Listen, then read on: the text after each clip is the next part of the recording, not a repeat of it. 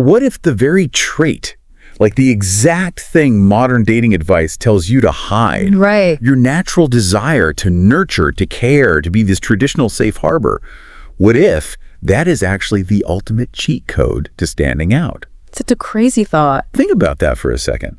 We are constantly told to play it cool, keep our walls up, never show too much investment. Yeah, that's the standard advice. But what if the exact opposite approach is the key to bypassing all the noise?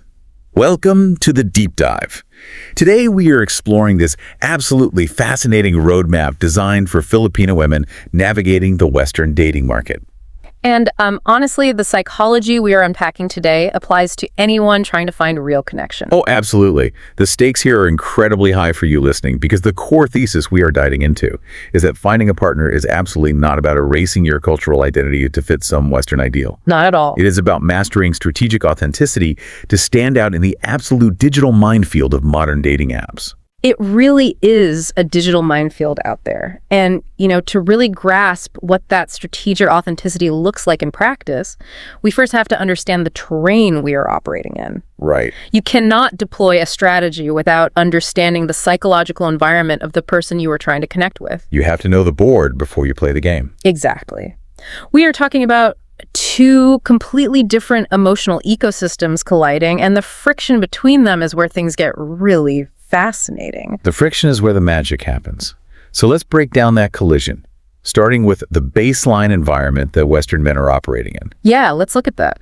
Because to understand why Filipina cultural warmth is so effective, we have to look at what it is contrasting against. And the picture is stark. Very stark. We are looking at a Western environment that is relentlessly competitive, hyper-individualistic, and honestly, incredibly emotionally isolated.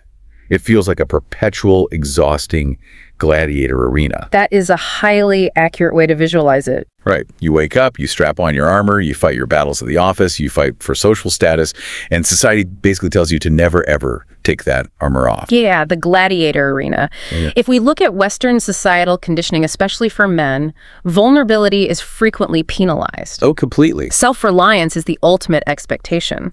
So, neurologically speaking, a man in this environment is operating in a state of constant low-grade defensive vigilance. Wow. Constant defensive vigilance. His baseline is emotionally taxing. His cortisol levels are elevated because he is constantly bracing for impact, whether that impact is professional failure, social rejection, or, just the general demands of modern life. It sounds like an utterly exhausting way to live.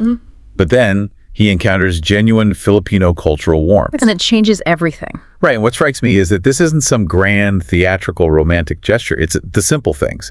It is genuinely asking about his day and caring about the answer. Just basic warmth. Exactly. Yeah. It is offering a soft, joyful space without an immediate transactional expectation. Yeah. And that acts as a deeply attractive emotional sanctuary, a safe harbor. Yeah. Imagine being battered around in that gladiator arena your entire life, and suddenly someone just opens a door to an absolute oasis. When a man who is conditioned in that high-pressure individualistic environment experiences that genuine unprompted warmth, the physical reaction is profound. Look at that. His nervous system actually downregulates. He doesn't have to perform to earn the basic human decency of being cared for in that moment. That must be a huge relief. It's a massive physiological and psychological relief.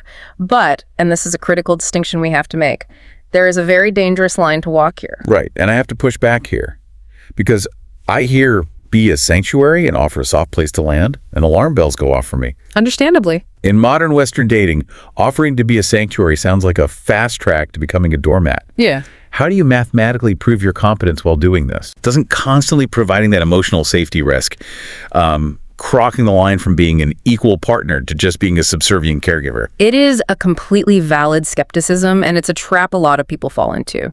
Nurturing must never be confused with submission. Never. That is the fundamental difference between someone who gets used and someone who commands respect. A man who is looking for an equal life partner does not want a servant to manage his life. Right. He wants a partner. He wants a queen. A queen, yes. But, okay, what does that actually look like in practice? How do you project queen while also, pouring a cup of coffee and asking about his day? It comes down to the source of the warmth. Are you being warm because you lack boundaries or because you are inherently submissive? Right. Or are you offering warmth from a position of absolute strength? The real magic happens when that natural cultural warmth is combined with fierce intellect and undeniable professional drive. Ooh, I like that. Picture a woman who is highly capable, who navigates her career ruthlessly, who is resilient and strong. When that woman actively chooses to pour warmth into a man's life, it changes the entire dynamic. Because it is a choice. Exactly. It doesn't elicit pity or a desire to dominate. When a highly competent woman creates a sanctuary, it commands deep, unwavering respect. Wow. It's the synthesis of competence and compassion.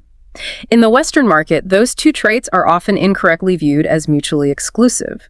This framework proves that they are actually the ultimate combination. That makes total sense. You were saying, I can handle myself perfectly well in this gladiator arena, but I'm choosing to build this oasis for us. Precisely. That is so incredibly powerful. Okay, so she builds this sanctuary from a place of strength. But let's be real, we live in a world that moves 1,000,000 miles an hour. Yeah, it does. Attention spans are virtually zero. How does she keep from getting taken advantage of by someone who just wants to, visit the oasis for the weekend? That brings us to the necessary anchor for that respect, which is values and boundaries. The anchor. Respect without boundaries is just a fleeting feeling, and we have to look at the mechanics of the modern dating market. Men who are genuinely seeking a life partner are entirely exhausted by the instant gratification model of modern dating apps. Exhausted is putting it mildly. The endless swiping, the hollow connections, the gamification of human relationships. That's a lot. In that chaotic environment, the strategy here is about holding your ground and unapologetically rejecting hookup culture entirely. And we should clarify, we aren't talking about this from a moral high ground. Right. We are talking purely about market mechanics. Impartial reporting here. Exactly. This isn't a moral judgment on casual dating. It's an analysis of market behavior. The instant gratification model provides short-term validation, but it offers zero long-term security. Yeah. A man who has reached the stage where he wants a life partner is actively looking to exit that specific short-term market. He wants off the ride. So how does she show him she is the exit? By demanding emotional safety before intimacy. That's the way. You proudly showcase your conventional upbringing, your faith, your commitment to family. You do not bend to the pressure of the fast-paced hookup scene to try and, keep his attention. No, you don't. You stand there like an absolute rock in the middle of a rushing river. Yeah. But why is that so magnetic to him? What's going on in his head when she says, no, we're taking this slow? By proudly showcasing those conventional values and strict boundaries, she is signaling a vital characteristic, which is deep integrity. Deep integrity. Think about the psychology of a man who wants to build a life, a family, and a legacy. His ultimate requirement, above everything else, is trust. Oh, absolutely. He needs to know that the person he is building his life with has a strong enough internal compass to weather severe storms. When she refuses to compromise her values for short-term validation, she proves her compass works. It's the ultimate built-in vetting process. By holding those boundaries, you aren't pushing the right man away. You're practically handing him a neon sign that says, I have the integrity required to protect our future. You are showing him that your values are not just polite suggestions. They are the concrete foundation of who you are. And that creates a tremendous sense of security for him. He knows exactly where she stands. Ironically, this loops right back to creating that emotional sanctuary. I see. Predictability and values equal safety.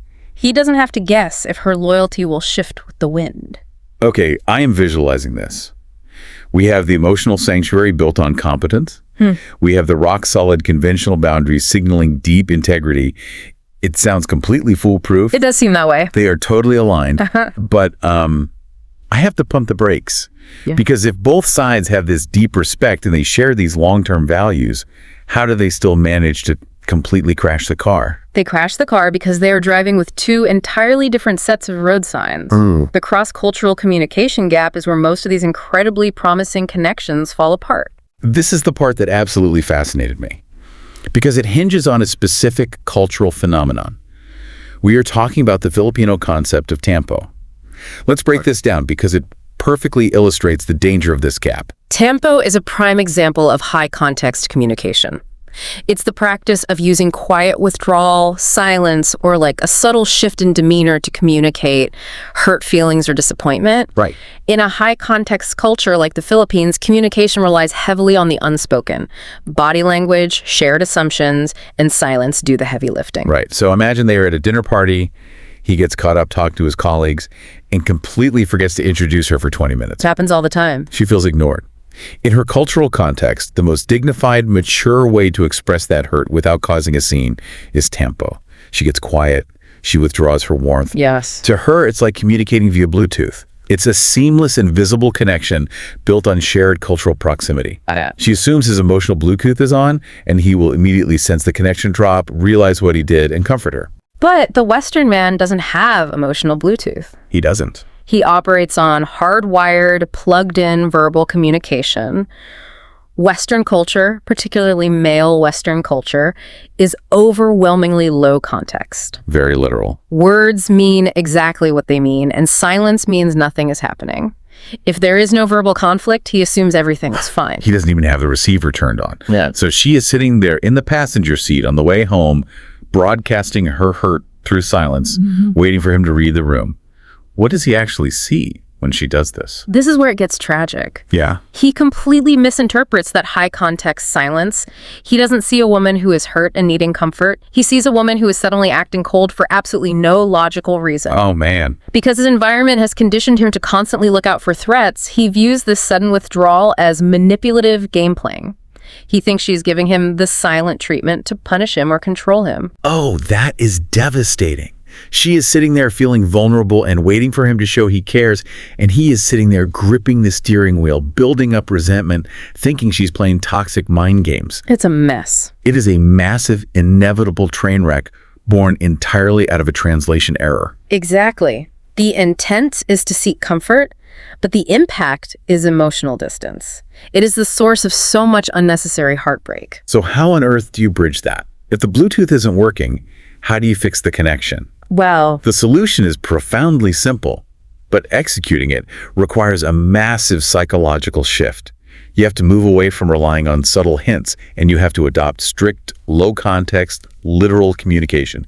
You literally have to spell it out. yes. Western men need calm, direct clarity. If you leave a vacuum of information, they will not fill it with intuition or empathy. What do they fill it with? They will fill it with confusion and defensiveness. But wait, let's talk about the HLW here, because telling someone who has been culturally conditioned for decades that silence is the polite, dignified way to handle conflict, telling them to just speak up, is like telling someone to just stop being left-handed. It really is. It is fighting your own nervous system.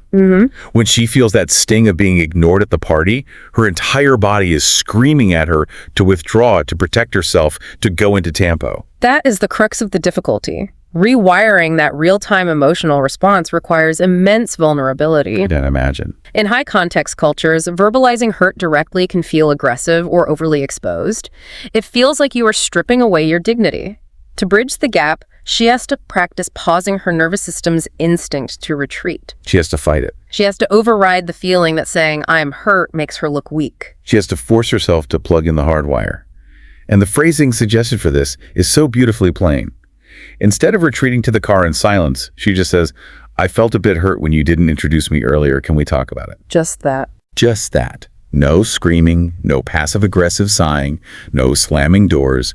Just calm, honest, emotional maturity. And let me tell you, bringing this level of clarity to the table without making him guess what's wrong is the absolute rarest currency in modern dating.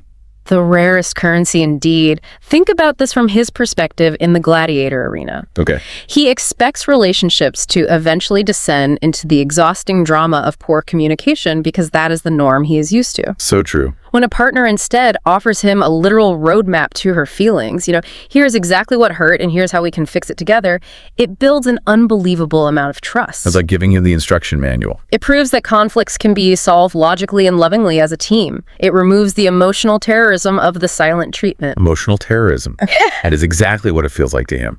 So making this shift to literal communication isn't about giving up your Filipino culture or conforming to a Western standard. Not at all. It's simply about translating your heart so the person you love can actually read it.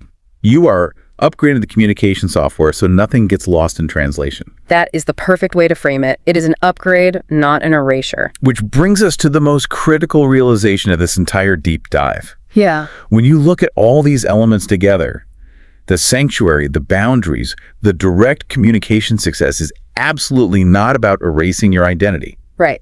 The ultimate goal is realizing your inherent value and standing flat-footed and confident in your authentic cultural identity. That is what the source defines as the turning point. It is not a compromise of who you are.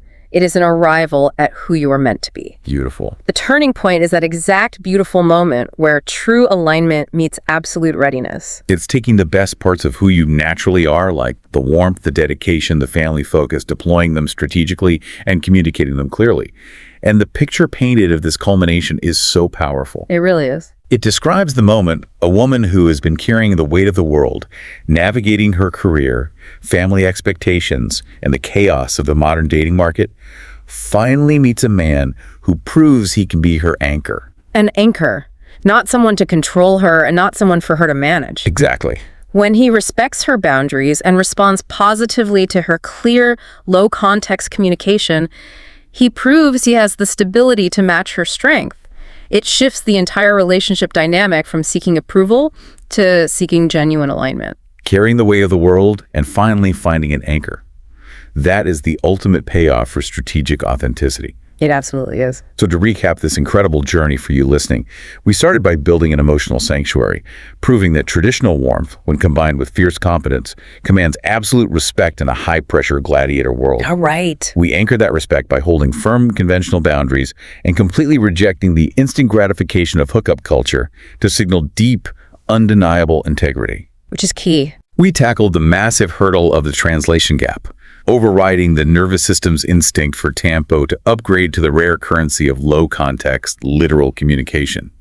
And all of it culminates in standing flat-footed and confident in your authentic value. It is a brilliant, highly effective framework. And synthesizing all of this leaves us with a rather profound question to consider. Ooh, lay it on us. We have spent this time talking about how low-context, direct communication is the cure for cross-cultural misunderstandings like tempo. We see how much relief it brings when someone just plainly states their feelings. Yeah. But imagine if we applied this strictly literal, guess-free communication to all relationships, regardless of whether they cross cultural lines or not. Wow, okay. Are we, as a society, secretly addicted to the drama of dropping hints? And would total blend emotional clarity actually terrify us if we finally achieved it? Wow. Are we addicted to the drama of the guessing game? That is a haunting thought. Let that linger in your mind the next time you find yourself withdrawing, waiting for someone to just know why you are upset. Something to think about. Thank you so much for joining us on this incredible paradigm-shifting deep dive today. Keep standing confident, keep seeking your anchor, and we will catch you on the next deep dive.